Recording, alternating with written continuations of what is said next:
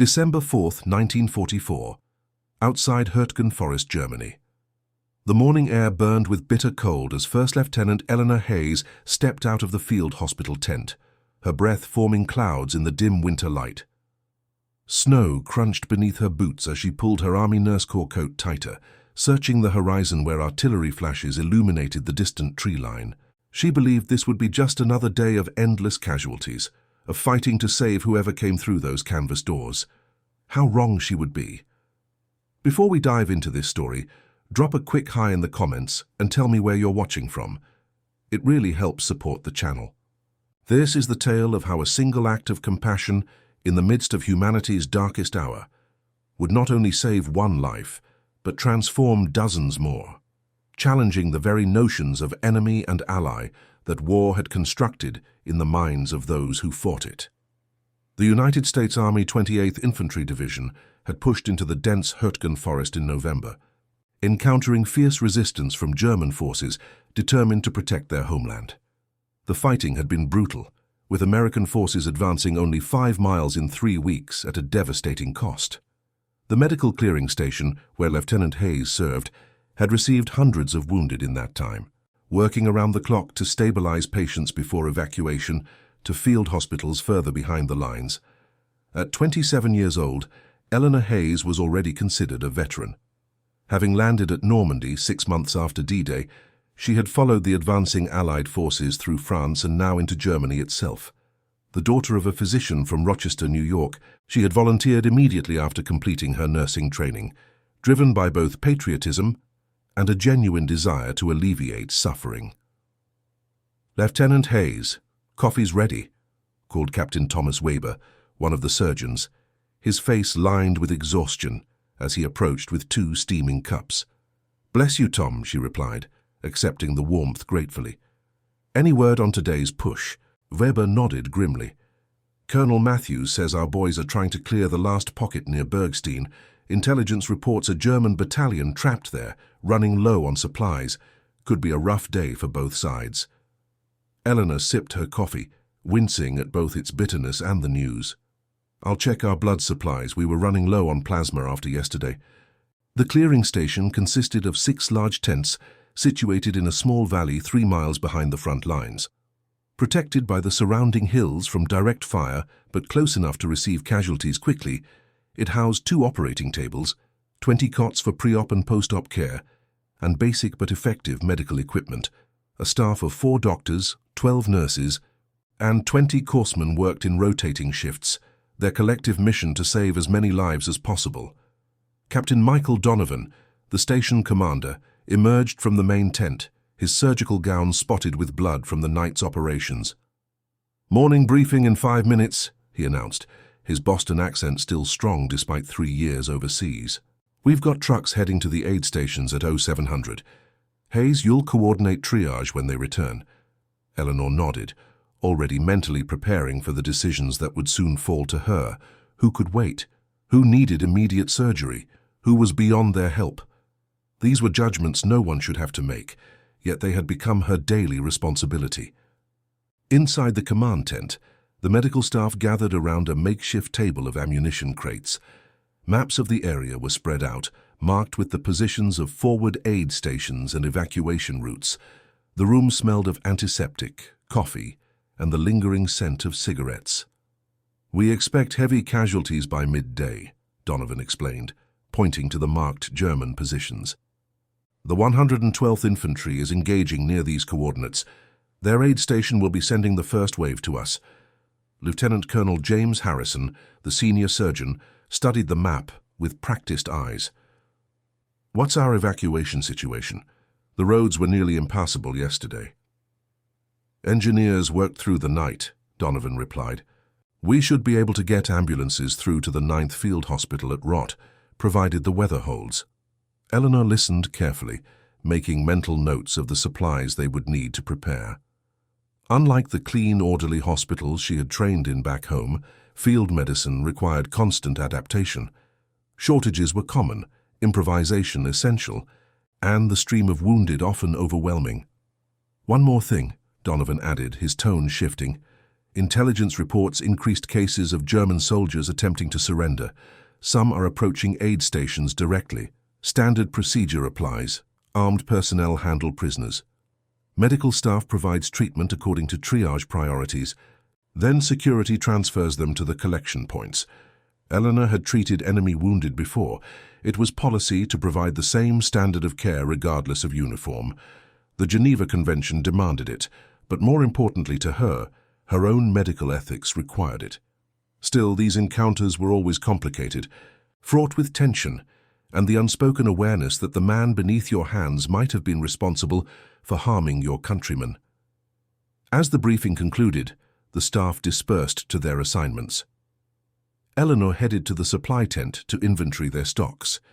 Working alongside her was Lieutenant Sarah Miller, a newer nurse who had arrived only 6 weeks earlier. "Did you hear about the surrenders?" Miller asked quietly as they counted packages of sulfur powder. "Johnson in the 4th Clearing Company said they had an entire German platoon walk into their lines yesterday. Hands up." "Can't say I'm surprised," Eleanor replied, noting numbers in her logbook. "They must know it's almost over. Their supplies are cut off, winter's setting in, and our forces keep advancing. At some point, survival instinct overcomes everything else." Miller nodded, her young face serious. "I just hope it means fewer casualties all around." "From your lips to God's ears," Eleanor said, managing a tired smile. Despite nearly a year at the front, she had maintained a compassionate outlook that some of her colleagues had lost. The work hardened many, creating a protective shell of detachment. Eleanor fought against this daily, believing that the moment she stopped seeing the humanity in each patient was the moment she would fail as a nurse. By 9 o'clock, the first ambulances arrived, bringing wounded from an overnight engagement. Eleanor stood at the entrance of the receiving tent, her experienced eyes quickly assessing each stretcher as corpsmen carried them inside. "Left side, immediate surgery," she directed for a soldier with a chest wound. "Right side, second priority, for a man with a fractured femur." On it went, the brutal arithmetic of triage until all 15 casualties had been assigned their place in the system. The operating tents quickly filled with the controlled chaos of emergency surgery. Doctors worked efficiently, their hands moving with practiced precision as nurses anticipated needs and supplied instruments, the sound of morphine syringes being prepared, scissors cutting through uniform fabric, and the occasional murmured order formed the soundtrack of their work. Eleanor moved between patients, checking vital signs, administering plasma, and offering what comfort she could. A young private from Pennsylvania clutched her hand as Captain Weber extracted metal fragments from his shoulder. "You're doing fine, soldier," she assured him, her voice steady despite the screams from the next table. "Just a few more minutes." By noon, they had stabilized the first wave of casualties, and Eleanor stepped outside to catch her breath. The winter sun offered little warmth, but the fresh air was a welcome relief from the oppressive atmosphere inside. She allowed herself exactly 3 minutes, counting them precisely, before returning to duty. The afternoon brought more wounded, a steady stream that tested the limits of their facility and stamina. Eleanor worked mechanically now, her movements efficient from countless repetitions. Check vitals, administer medication, monitor for shock, comfort where possible, move to the next. At 1600 hours, a final ambulance arrived, its driver looking grim. "Found these ones in a collapsed bunker near the line," he explained as the rear doors opened.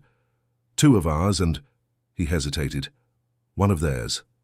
The German is in bad shape, but the lieutenant insisted we bring him in." Eleanor approached the last stretcher. The German soldier couldn't have been more than 19, his pale face streaked with dirt and blood. His Feldgrau uniform was soaked with crimson, spreading from a wound in his abdomen. Unlike the American wounded, who typically arrived having received first aid at battalion aid stations, this soldier had only crude field dressings applied, likely by his own comrades before they were separated. Following procedure, a military policeman stood by the stretcher, rifle at the ready despite the prisoner's obviously incapacitated state. Eleanor began her assessment, cutting away the blood-soaked uniform to reveal a horrific wound. Shrapnel had torn through the lower abdomen, causing significant damage and blood loss. "This one needs immediate surgery," she called out, already starting an intravenous plasma drip. The soldier's eyes fluttered open briefly, revealing a startling blue color against his dirt-streaked face. He murmured something in German before losing consciousness again. Captain Weber arrived quickly, assessing the wound with practiced efficiency. It's bad. Significant internal bleeding, probable intestinal perforation.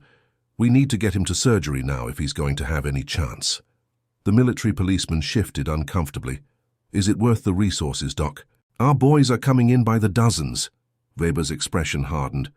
That's not how we operate, Sergeant. Triage is based on medical need, not uniform. Lieutenant Hayes, prepare him for surgery. I'll be ready in 5 minutes. Eleanor nodded and began the preparations, cutting away the remainder of his uniform and cleaning the wound area as best she could. As she worked, she noticed a small photograph that fell from the soldier's pocket. A family portrait showing a middle-aged couple with 3 children, the young man in her care clearly recognizable among them. She carefully placed the photo aside with his few other belongings to be bagged and tagged according to procedure. Something about that ordinary family portrait stayed with her. A reminder that the enemy was not some faceless monolith, but individuals, each with their own stories and loved ones waiting for them. In surgery, Weber worked with focused intensity, repairing damaged blood vessels and removing shrapnel fragments from the abdominal cavity. Eleanor assisted, handling instruments and monitoring the patient's precarious vital signs. Multiple perforations to the small intestine, Weber noted, his voice clinical as he worked. Significant damage to the lower left quadrant. His hands moved with precision, suturing tears and removing damaged tissue. 3 hours later, the surgery was complete. The young German soldier had survived, though his condition remained critical. He was moved to the recovery area, where Eleanor checked his vital signs every 15 minutes.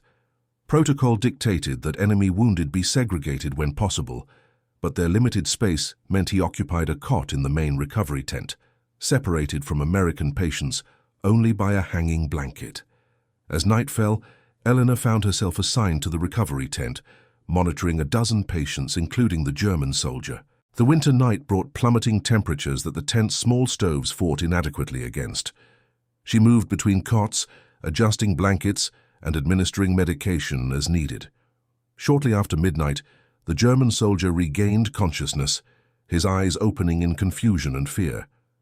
Eleanor approached, speaking softly. "You're in an American field hospital. You've had surgery. Try not to move." The young man stared at her, uncomprehending.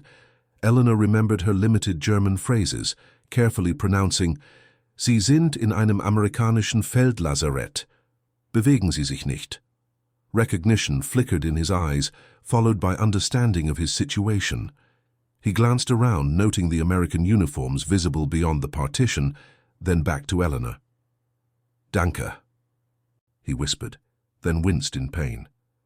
Eleanor checked his bandages, noting with concern that his fever was rising, a potential sign of infection.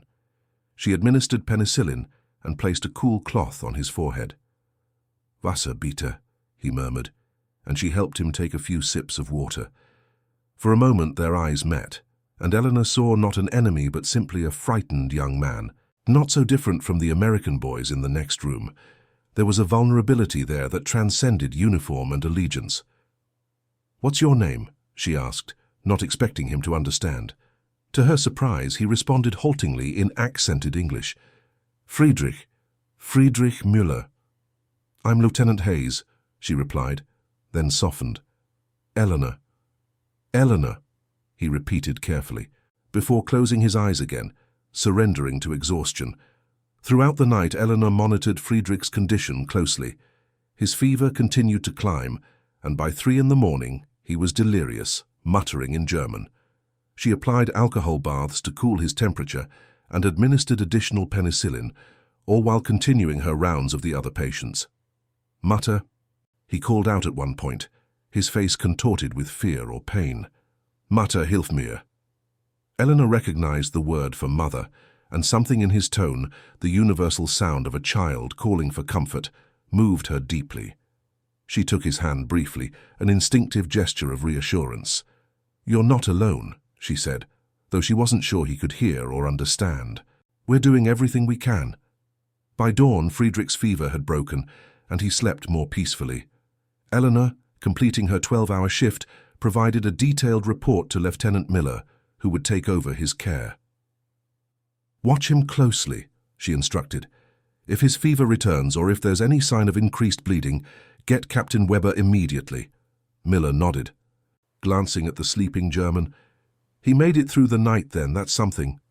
"Yes," Eleanor agreed, suddenly aware of how invested she had become in this particular patient's survival. "That's something." She stepped outside into the cold morning air, exhaustion weighing on her limbs. The eastern sky was beginning to lighten, revealing another grey winter day. Eleanor had just enough time to eat a quick meal and perhaps catch 2 hours of sleep before her next shift began. As she walked toward the nurses' quarters, distant artillery fire rumbled, a reminder that while she had spent the night fighting to save lives, others continued the business of taking them. The juxtaposition never failed to strike her as the great irony of her position, healing the results of destruction that continued unabated. Hauptmann Karl Schmidt observed the American clearing station through binoculars from his concealed position 1 kilometer away. The captain had been leading what remained of his company, 43 men of the original 220, for the past 2 weeks since their battalion commander had been injured and evacuated. At 34 years old, Schmidt was a veteran of both the Eastern and Western fronts. Having survived the Russian winter of 1941 and the subsequent fighting retreat across Ukraine and Poland. Transferred to the Western Front 6 months earlier, he had fought the Allied advance from Normandy through France and now found himself defending the German homeland itself. The reality of their situation was brutally clear to Schmidt, though he kept such thoughts to himself. Their position was untenable, their supplies dwindling, and reinforcements non-existent. The grand promises of secret weapons and dramatic reversals of fortune that still animated official communications were, to experienced officers like himself, recognized as desperate fantasy. "Report!" he ordered as Lieutenant Dieter Kraus crawled up beside him. "Fuel is gone!" Kraus reported matter-of-factly. "Ammunition down to 20 rounds per man for rifles, 50 for each machine gun. Food for perhaps 3 days, less if we share with the civilians in the farmhouse. Medical supplies." He hesitated. "Essentially depleted, sir." Schmidt nodded, having expected nothing better. "And Müller?" Kraus's expression darkened. No word. After he was wounded in yesterday's engagement, Bauer and Weber attempted to reach him, but American fire was too heavy. They saw him fall, but couldn't confirm his status. Friedrich Müller was the company's youngest soldier, barely 19 and only 8 weeks at the front. Despite his inexperience, he had shown remarkable courage and reliability. Something in the young man's earnest dedication reminded Schmidt of his own son, who would be turning 15 next month, still too young for the desperate conscription now sweeping Germany, but for how much longer? He could have been captured, Schmidt suggested, though without much hope. Abdominal wounds like the one Müller had suffered rarely ended well, especially without prompt medical attention. "It's possible," Kraus allowed. "The Americans took that position shortly after our withdrawal." Schmidt lowered his binoculars, his decision forming. The winter forest around them was eerily beautiful, snow clinging to pine branches and softening the war-torn landscape. In another time, another world. It might have been a scene from a Christmas card. "Gather the officers and senior non-commissioned officers," he ordered. "We need to discuss our options realistically." 20 minutes later, Schmidt addressed his 5 remaining officers and 3 senior sergeants inside the shell-damaged farmhouse that served as their command post. Maps were spread across a wooden table, marked with the known American positions surrounding them on 3 sides.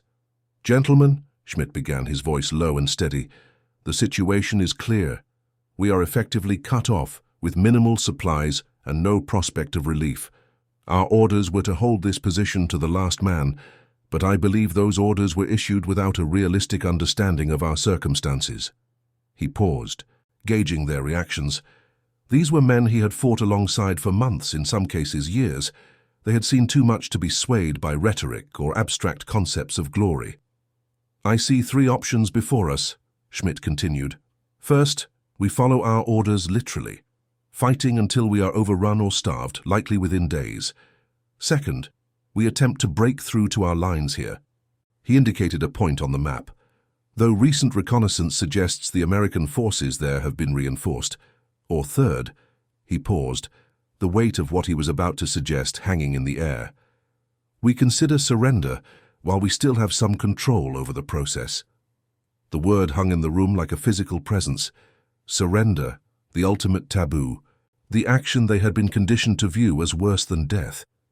Images from propaganda films flashed through their minds, the brutal treatment supposedly awaiting German prisoners, the shame of capitulation, the potential repercussions for families back home.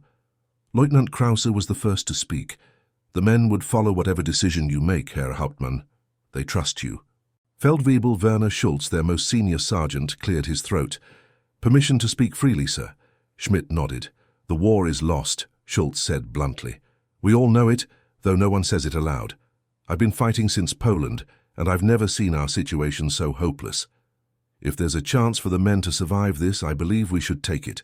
There were murmurs of agreement around the table, though Lieutenant Heinrich Bauer, the youngest officer, looked troubled. What about our oath?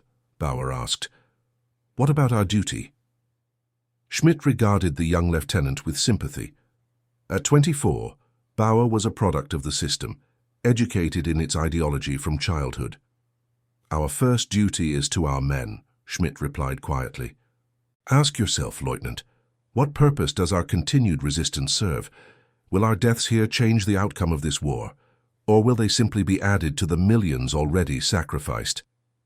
The room fell silent as each man wrestled with the enormity of the question.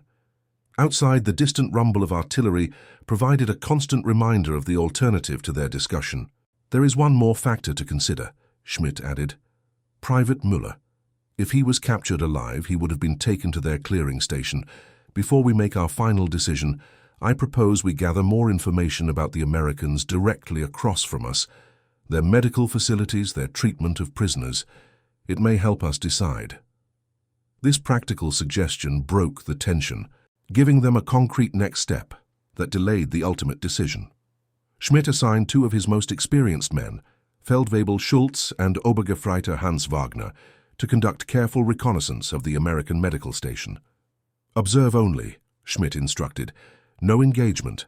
I want to know their routines, their security measures, and if possible, whether they have German wounded under treatment. As the meeting dispersed, Krause remained behind with Schmidt.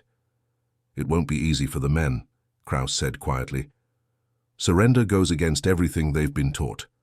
Schmidt nodded, feeling the weight of responsibility. Which is why, if that's our decision, we'll need to present it as a tactical choice, not a moral one. A way to survive this war and return to rebuild our country, rather than dying pointlessly in these woods. Krause studied the older officer's face. You've been considering this for some time, haven't you? Since the Ardennes offensive failed, Schmidt admitted. That was our last real hope of changing the course of the war. Everything since has just been, he searched for the word, postponement. Eleanor woke from her brief sleep feeling only marginally refreshed. The persistent noise of the busy medical station, generators humming, vehicles coming and going, the occasional cry of pain, made truly restful sleep impossible. She splashed cold water on her face from a basin, the shock helping to clear her mind, then quickly dressed for her next shift. The mess tent offered powdered eggs and coffee, both reconstituted with water and neither particularly appetizing, but Eleanor ate mechanically, knowing she would need the energy. Around her, other medical personnel did the same, their conversations subdued and focused on work. "How's our German patient?" she asked Lieutenant Miller, who was finishing her meal after completing the night shift. "Stable, surprisingly," Miller replied. "His fever didn't return and he was lucid enough to take some broth this morning. Captain Weber checked his wound and says it's looking clean so far, no signs of infection." Eleanor nodded, feeling a small surge of satisfaction. Every patient who survived was a victory regardless of uniform. "He asked for you," Miller added, watching Eleanor's reaction with curiosity. "By name. His English is limited, but he managed that clearly enough. I was with him through the critical period last night," Eleanor explained, though she felt oddly defensive. Patients often form attachments to whoever is present when they first regain consciousness. Miller smiled slightly. Of course. I just thought you'd want to know. Eleanor's shift began at noon, and her first task was to assist Captain Weber with dressing changes for the post-operative patients. They worked efficiently together, their movements coordinated by months of practice. Our German friend is quite the fighter, Weber commented, as they prepared to check Friedrich's wound. Given the extent of his injuries, I wouldn't have laid odds on him making it through the night. Youth and good underlying health, Eleanor suggested as they approached Friedrich's cot. Good morning, she said to the patient, who was awake and watching their approach with apprehension. Recognition flickered in Friedrich's eyes. Nurse Eleanor, he said carefully, his accent thick, but the words clear. We need to change your dressing, she explained, miming the process. It might be uncomfortable. Friedrich nodded, his face set in determination. As Weber removed the bandages, Eleanor watched the patient's face, noting his effort to control his reactions to pain. The wound, when revealed, looked remarkably clean considering its severity, the sutures neat and showing no signs of infection. Impressive work, Doctor, she commented as Weber examined his handiwork. Thank our patient's robust constitution, Weber replied, cleaning around the sutures. And your excellent post-operative care. He addressed Friedrich directly, speaking slowly. You're doing well, very good healing. Friedrich managed a weak smile. Danke. Thank you, Doctor. As they rebandaged the wound, Eleanor noticed Friedrich watching her movements intently. You are kind, he said suddenly, the words clearly rehearsed. Others. Not look at me. You see, person. The simple observation caught Eleanor off guard. It was true that some of the staff interacted with enemy patients mechanically, providing required medical care, but withholding the small human connections that came naturally with their American charges, the reassuring touch, the friendly conversation, the recognition of individual humanity. You are a person, she replied simply. A person who needs medical care. Friedrich nodded slowly.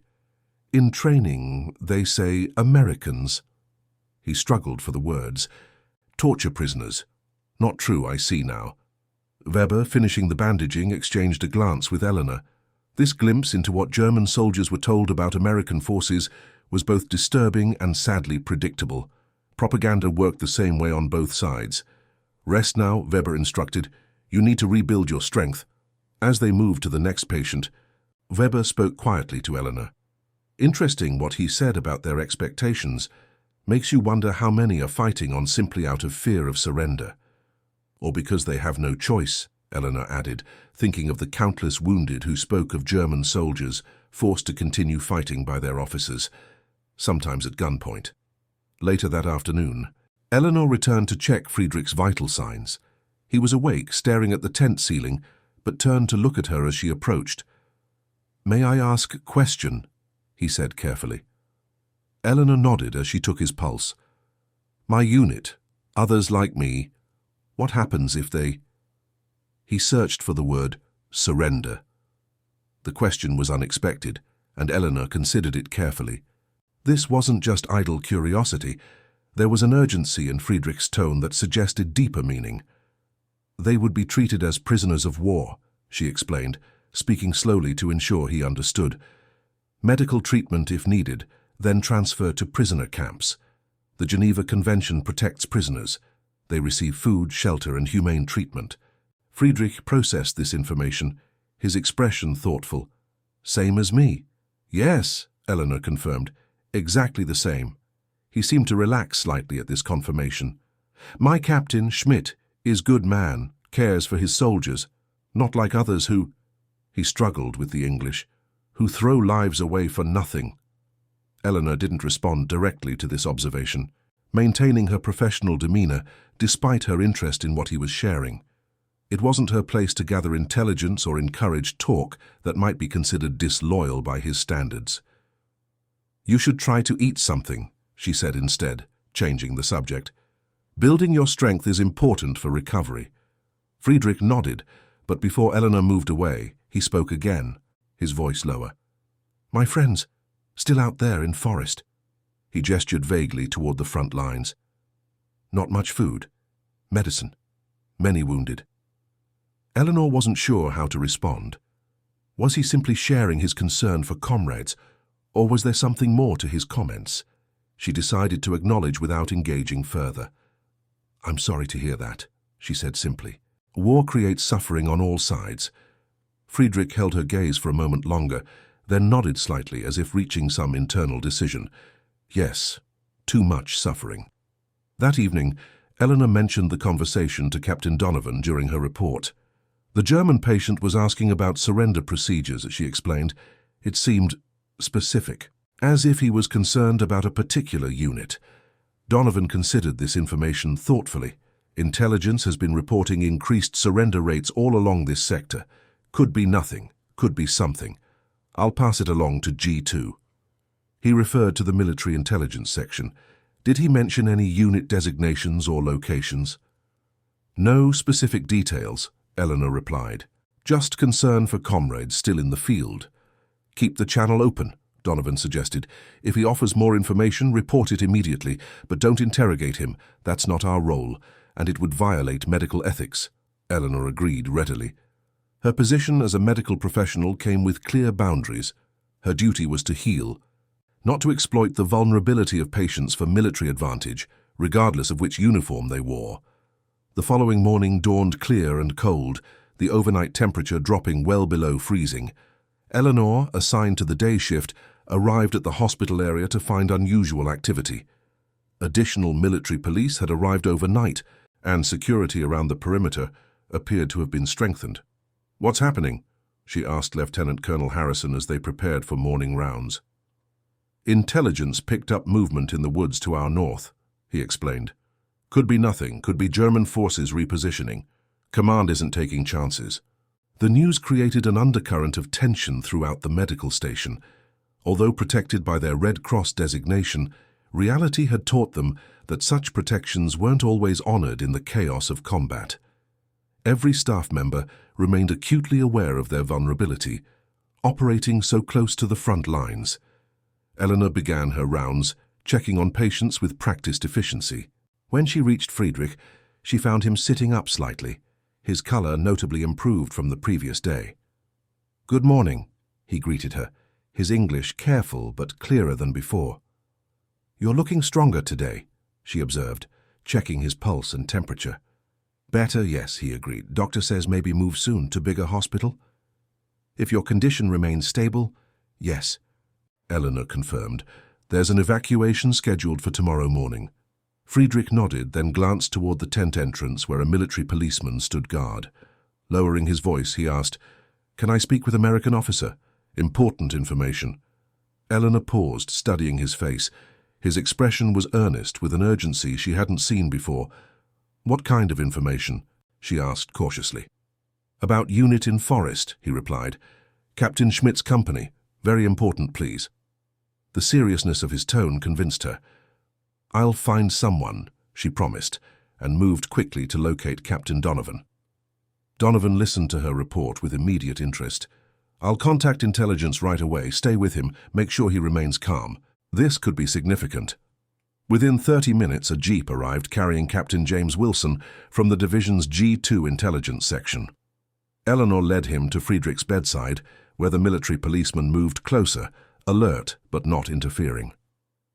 "I understand you have information to share," Wilson said without preamble, studying the German soldier with professional assessment. Friedrich nodded, speaking carefully in his limited English. "My unit, 7th Company, 26th Regiment, 40 men, north of here. Captain Schmidt wants—" he struggled for the words, "wants to surrender, honorably, for men to live." Wilson's expression remained neutral, but Eleanor could sense his heightened interest.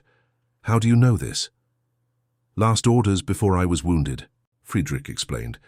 "Captain said war is lost, no supplies coming. Must think of men's lives now. He sent scouts, I think, to watch this place, to see how wounded are treated." This information changed Wilson's demeanor immediately. "Scouts? Observing this facility? When?" "Maybe yesterday, today," Friedrich replied. "To see me. how Americans treat German wounded. Captain Schmidt is cautious man, protects his soldiers, wants to know they will be safe. Wilson turned to Donovan, who had joined them.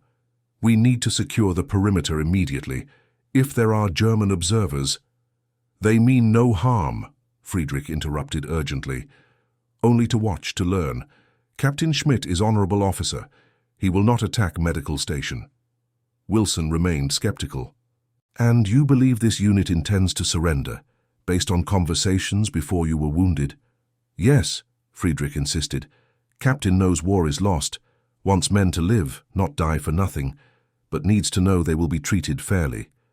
Wilson studied the young German, weighing his sincerity against the possibility of deception. Finally, he made a decision. I need to report this immediately. If your information is accurate, arrangements can be made for a proper surrender. He turned to Donovan.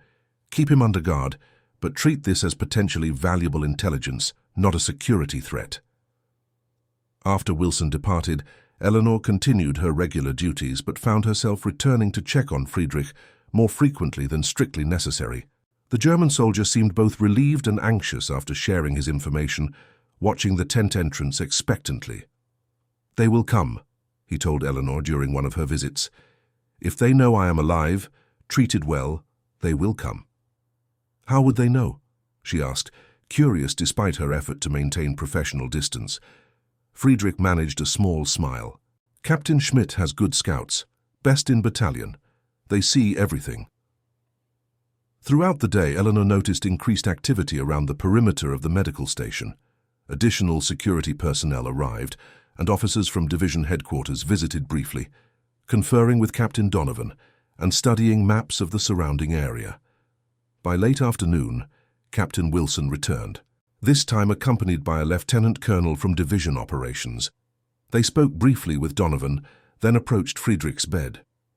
We've arranged for a potential surrender, Wilson informed Friedrich. White flags will be respected, and approaching troops will be given safe passage to this location. Can you provide any recognition signals that might help your unit identify this as legitimate? Friedrich considered for a moment. Captain Schmidt knows code phrases from training. If you say, "The Rhine flows to the sea," he will know it is not trap. The officers exchanged glances, and the lieutenant colonel nodded. We'll incorporate that into the message. Is there anything else that would help assure your commander of our good faith? Friedrich hesitated, then said, Tell him Private Müller is alive and receiving good care. He will understand. After the officers departed, an unusual calm settled over Friedrich, as if a great weight had been lifted. When Eleanor checked on him before ending her shift, she found him holding the small family photograph that had been among his possessions. My family, he explained, seeing her notice. In Dresden. Mother, father, 2 sisters. Father was teacher before war. They must be worried about you, Eleanor said, the simple human connection transcending their different uniforms. Friedrich nodded solemnly. 4 years now. Too long. He carefully returned the photograph to his pocket. Nurse Eleanor, he said hesitantly, thank you for saving my life, for seeing me as person. The sincerity in his voice touched her deeply. That's my job, she replied simply. To save lives. Some jobs more important than others, Friedrich observed quietly. Those who heal, not those who destroy. Eleanor completed her shift at 8 that evening, briefing the night shift nurses on each patient's status before heading to the mess tent for a late dinner.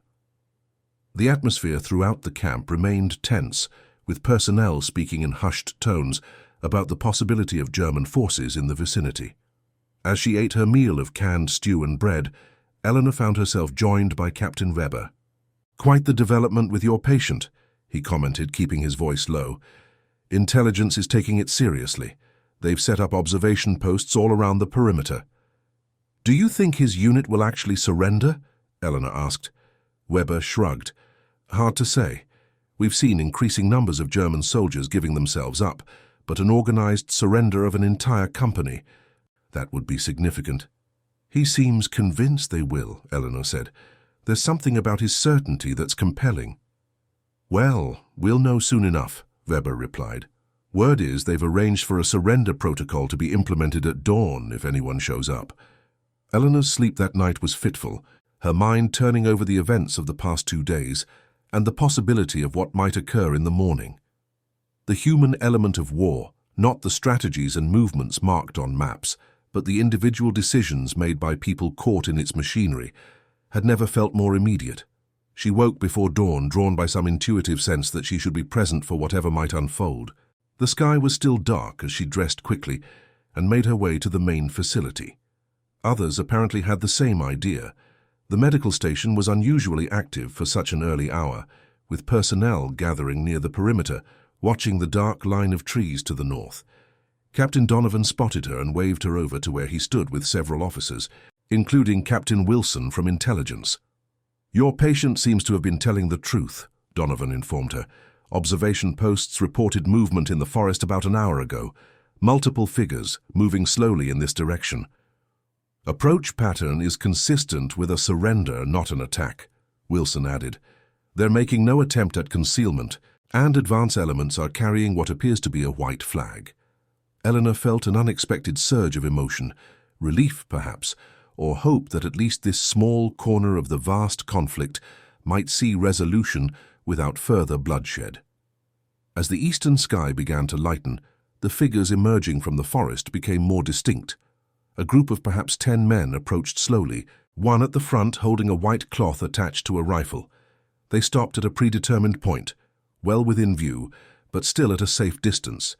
A small delegation from the American side, led by Wilson and accompanied by armed guards, moved forward to meet them.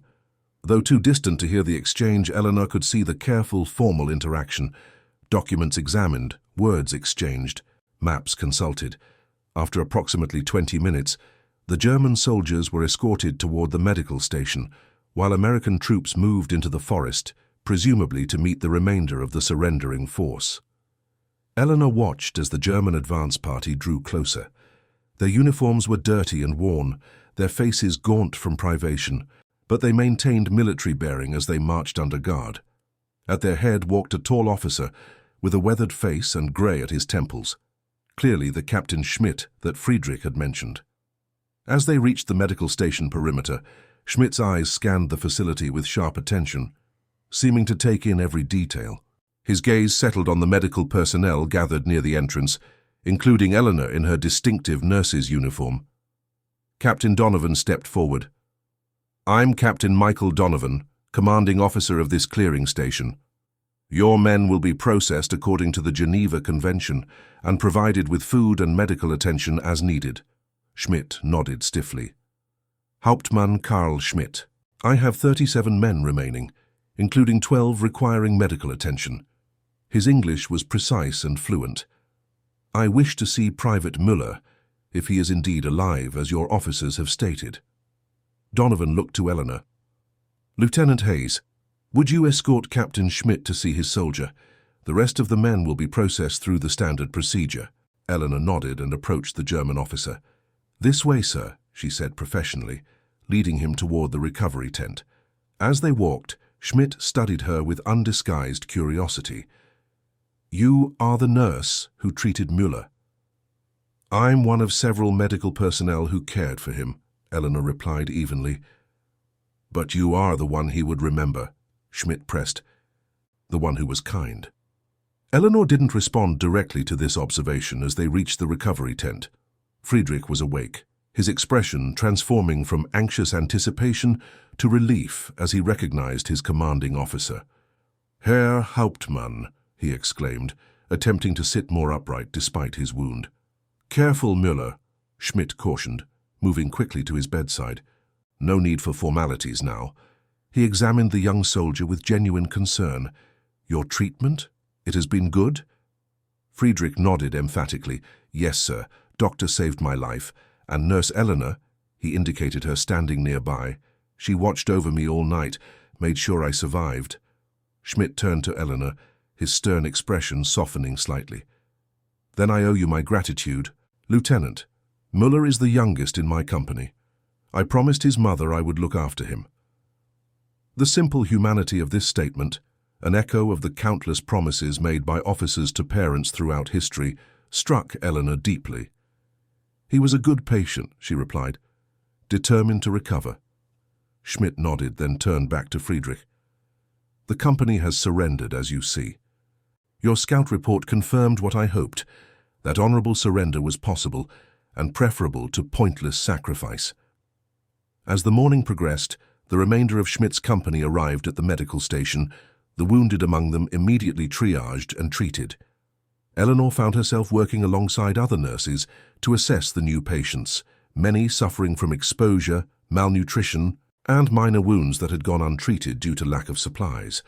During a brief break, she encountered Captain Schmidt again, now sitting beside Friedrich's cot, speaking quietly in German. The officer stood as she approached. "Lieutenant Hayes," he acknowledged, "Müller has told me how you cared for him, how you spoke to him as a person, not an enemy." Eleanor felt uncomfortable with the praise. "I'm a nurse, that's what we do." "Not all," Schmidt observed. "In war, humanity becomes a choice, not a given." He paused, seeming to choose his words carefully. "You should know that your actions did more than save one life. They saved 43. Eleanor looked at him questioningly. "I sent scouts to observe this facility after we learned Müller had been captured," Schmidt explained. "I needed to know if surrender was viable, if my men would be treated with dignity. The scouts reported seeing a nurse, you, treating our wounded comrade with the same care given to American soldiers. This observation, more than any official assurance, convinced me that surrender was the right decision." The realization that her simple acts of professional compassion had influenced such a significant choice was overwhelming. Eleanor had never considered that maintaining her ethical standards might have strategic implications. "I was just doing my duty," she said quietly. "As was I," Schmidt replied. "My duty to my men, to preserve their lives when continuing the fight, served no purpose but death." He glanced around at the medical station, where American doctors were now treating his wounded soldiers. Strange, isn't it, that an act of healing could bring about an end to fighting when all the acts of violence could not. By mid-afternoon, the surrender had been fully processed. Schmidt's men, after receiving medical attention and meals, were transported to a prisoner collection point for eventual transfer to camps. Only the seriously wounded, including Friedrich, remained at the medical station.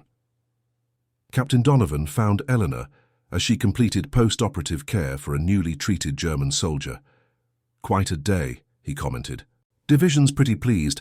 First complete an orderly company surrender in this sector. Intelligence thinks it might inspire others." Eleanor nodded, too tired for extended conversation. "Wilson wanted me to tell you," Donovan continued, "that your interaction with the first prisoner was the key. Without your standard of care, which I might add is exactly what I expect from my medical staff, this might have gone very differently." "I was just treating a patient," Eleanor insisted. "Yes," Donovan agreed with a slight smile. "And sometimes that's enough to change the course of events, at least in our small corner of this war."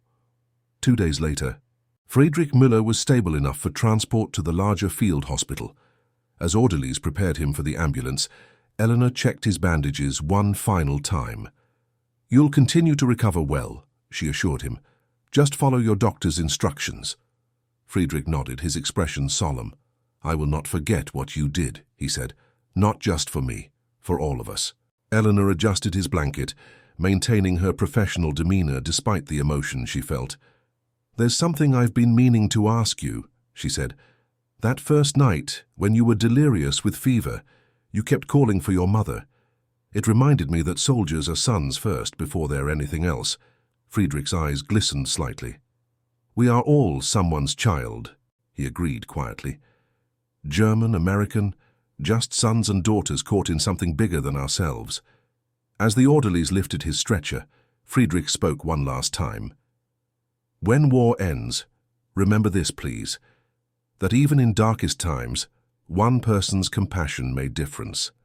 Small light that showed way forward." Eleanor watched as he was loaded into the ambulance, just one of thousands of patients who had passed through her care since she arrived in Europe. Yet there was something undeniably significant about this particular case, a reminder that individual actions, even in the vastness of global conflict, could ripple outward in unexpected ways. That evening she wrote in her journal, trying to process the events of the past 3 days. Treated a young German soldier who nearly died. His captain surrendered their entire company the next day because of how we treated him. Captain Schmidt said my actions saved 43 lives. I don't know if that's true, but I do know that maintaining our humanity, especially in war, matters more than I realized. Each patient is someone's son, someone's brother. Each life saved is a victory against the machinery of death that surrounds us. We're taught that big things win wars, strategies, weapons, armies, but today I saw how small things, compassion, dignity, recognition of shared humanity, can at least win peace in one small corner of this conflict.